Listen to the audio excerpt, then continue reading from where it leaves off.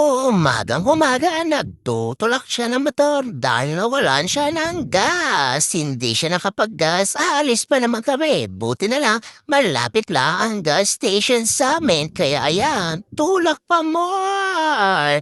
Ano, limot-limutin mo kasi magpagas.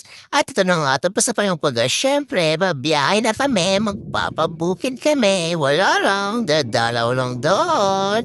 At napag-utusan na naman, dito na nga dumaan na tayo sa bagong munisipyo ng Mabinay at dito nagpo-flag ceremony na sila kasi nga maaga kami umalis at nakita ko nagse-ceremony sila. Ano daw? O siya, samahan niyo kami sa aming biyahe.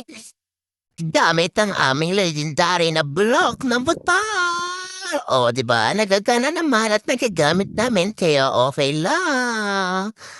O, di ba? Nasa biyahe, maganda ang panahon. Kaya, na para ba ang gwapo ng aking driver sa ganitong anggulo? Haha, wala lang. Chos.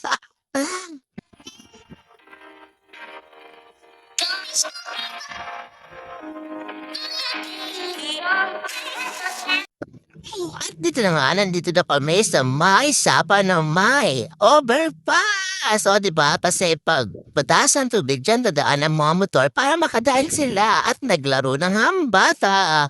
Oy, feeling bata yan. At ang ganda ng tanawin, nakikita niyo ba green na green is very nature. At dito na nga, malapit na kami dumating sa aming pupuntahan.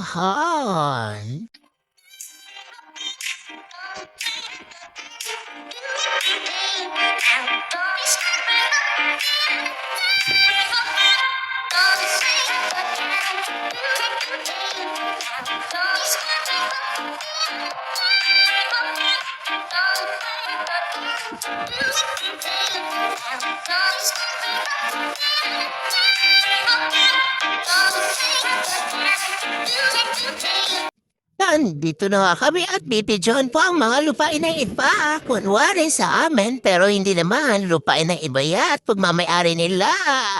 Ang pagkatapos ng aming ginawa sa bukid, ito na nga, babiyahe na kami pa uwi. Para hindi abutan uli ng ulan dahil tuwing hapon, umuulan na dito sa amin. Oh, sweet-sweetan niya, mahal-mahal. Thank you for watching.